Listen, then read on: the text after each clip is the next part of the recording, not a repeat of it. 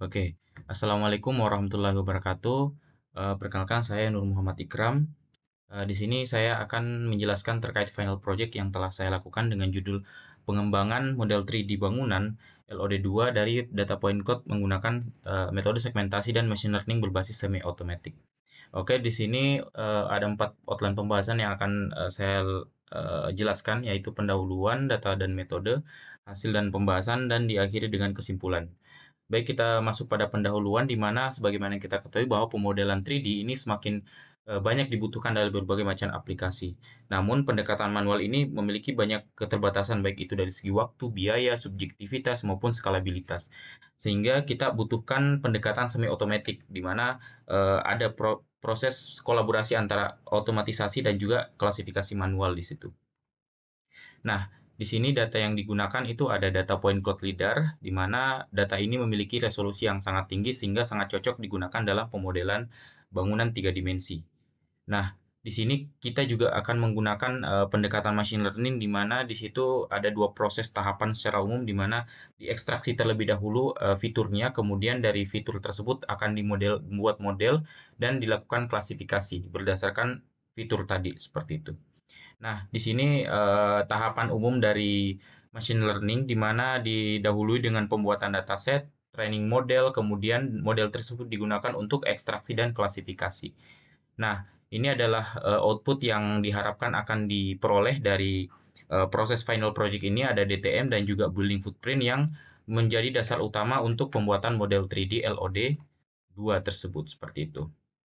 Untuk tujuan final project ini ada tiga, yaitu yang pertama mengembangkan model 3D berbasis pendekatan semi-otomatis, kemudian melakukan klasifikasi, segmentasi, hingga pembuatan DTM secara otomatis, dan terakhir diakhiri dengan menghasilkan output berupa model 3D dalam format 3D tiles yang terintegrasi dengan DTM seperti itu.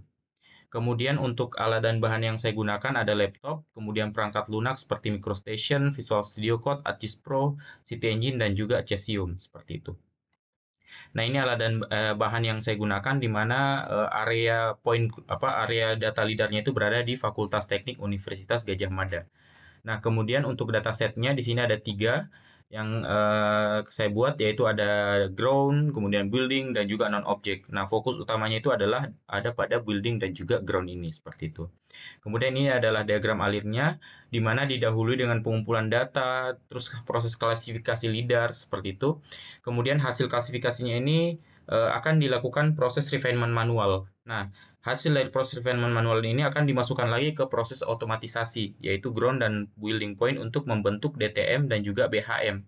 Nah, kemudian BHM ini akan dilakukan ekstraksi building outline, kemudian regularisasi sehingga diperoleh BO. Nah, dari BO ini akan kita extrude menjadi model 3D di ArcGIS Pro, kemudian dilakukan texturing di City Engine, dan juga dilakukan integrasi model 3D pada Cesium, di Ion Cesium ini, seperti itu.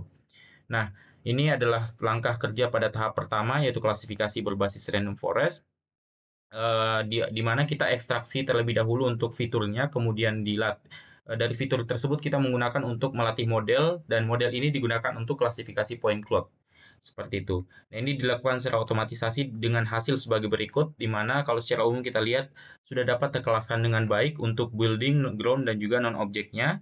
Kemudian ini beberapa kesalahan yang kita temukan, di mana kalau kita lihat ini adalah kelas building, di mana di sini masih terlihat ada beberapa noise yang teridentifikasi sebagai building.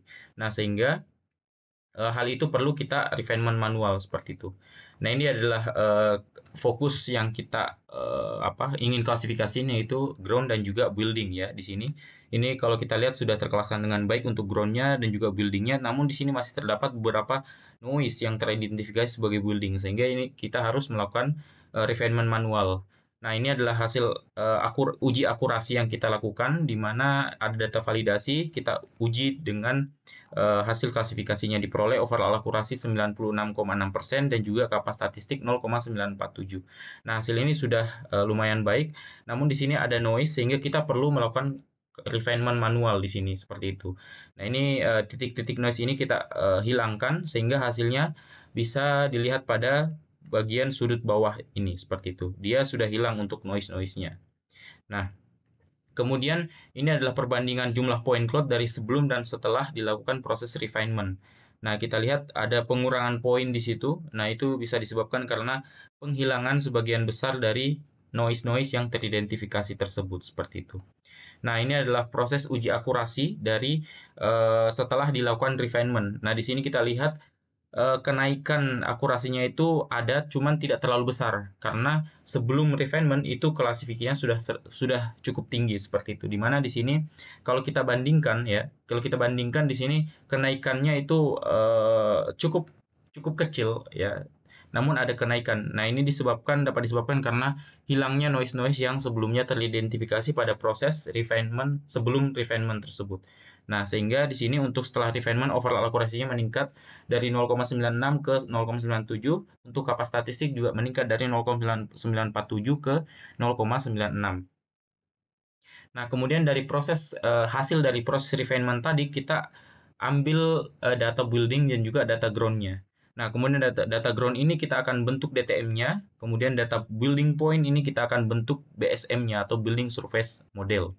Nah, kemudian dari BSM dan juga DTM ini kita substrat untuk menghasilkan building height model seperti itu.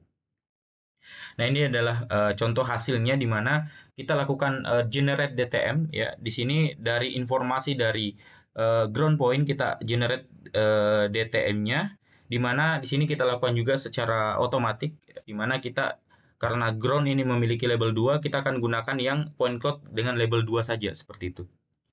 Nah, ini hasil pembuatan DTM-nya di mana kalau kita lihat ketinggian elevasinya itu berada dalam kisaran 110 meter sampai 144 meter seperti itu.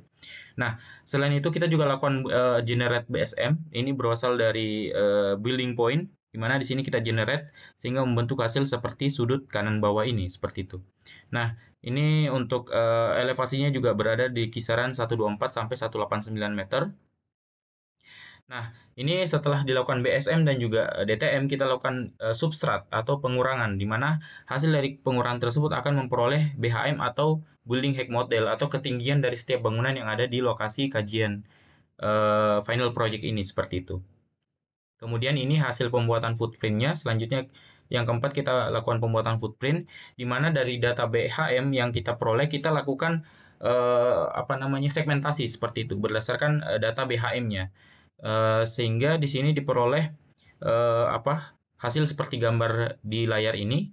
Ini adalah hasil segmentasi dari BHM yang kita dapatkan di dalam tahap sebelumnya seperti itu. Nah, ini prosesnya code-nya atau programnya, script-nya, di mana dilakukan ekstraksi building terlebih dahulu, kemudian dilakukan regularisasi dan simplifikasi dari hasil BO tersebut, sehingga ini hasil regularisasinya di sebelah kanan dan hasil building footprint-nya di sebelah kiri. Nah, kalau kita zoom lebih dalam lagi, ini adalah perubahan yang terjadi setelah dan sebelum regularisasi. Nah, sebelum regularisasi kita lihat ini masih bergerigi karena disebabkan oleh proses segmentasi tersebut berdasarkan data raster berdasarkan pixel, sehingga terbentuklah gerigi-gerigi ini. Kemudian dari gerigi ini kita lakukan simplifikasi dan regularisasi sehingga mendapatkan hasil yang di bawah, jadi dia lebih lurus seperti itu. Nah, di sini juga ada ketidaksesuaian building footprint. Nah, ini disebabkan karena adanya noise-noise yang masih teridentifikasi di situ. Nah, ini harus dibenarkan lagi, baik itu kita juga bisa menggunakan ArcGIS Pro untuk membenarkan kesalahan-kesalahan ini seperti itu. Nah, kemudian selanjutnya kita lakukan pemodelan 3D. Di sini kita menggunakan ArcGIS Pro dan juga City Engine, di mana pembuatan modelnya itu kita menggunakan ArcGIS Pro, sehingga hasilnya seperti pada layar berikut, di mana di sini kita lihat sudah terbentuk dengan baik ya untuk model 3D-nya dan juga building footprint ini itu sangat sudah dapat merepresentasikan model 3D-nya seperti itu. Jadi kita lihat bentuk footprint-nya dia sudah terekstrud dengan baik menjadi model 3D ini seperti itu. Namun di sini ada ketidaksesuaian di mana ada bentuk atapnya itu masih tidak beraturan ini. Nah, ini disebabkan karena adanya noise pada bagian atap tersebut sehingga atapnya tidak terbentuk dengan baik seperti itu. Nah, bagian bawah ini menunjukkan contoh yang sudah terekstrud dengan baik untuk bentuk atapnya. Nah, kemudian kita lakukan pembuatan tekstur di City Engine. Nah, hasilnya seperti ini, di mana setiap bangunan itu sudah memiliki tekstur yang baik seperti itu dan menjadi lebih realistis. Nah, namun di sini juga kita menemukan beberapa kesalahan atau kelemahan di mana ada beberapa bangunan yang masih belum tertekstur dengan baik, seperti pada gambar berikut. Nah, kemudian setelah itu kita lakukan integrasi model 3D ini pada ion cesium sehingga dapat diakses oleh publik. Nah, di sini kita lakukan dengan mengupload apa namanya model kita itu pada aset. Nah, kemudian kita integrasikan sehingga dapat dilihat pada gambar berikut.